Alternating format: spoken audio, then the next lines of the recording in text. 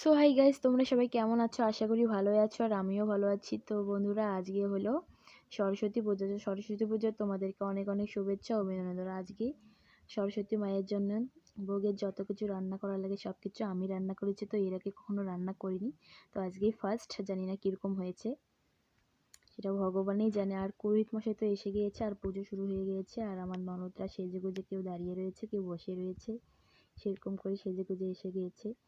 তো বিয়ের আগে যখন স্কুলে যেতাম, ওখানে গিয়ে অনেক মজা করতাম। আর স্কুলে গিয়ে সব কিছু সাজাইতাম, সেজেগুজে অনেক মজা করতাম। আর স্কুলের পাশাপাশি অন্যান্য স্কুলে যেতাম। প্রত্যেকটা স্কুলে কোনো কোনো স্কুলে খিচুড়ি খাওয়ানো হতো, কোনো কোনো স্কুলে ফলমূল দেওয়া হতো। তো অনেক মজা করেছিলাম। তো এখন তো আর এটা হচ্ছে না, বিয়ের পর অন্যটা ঠিক।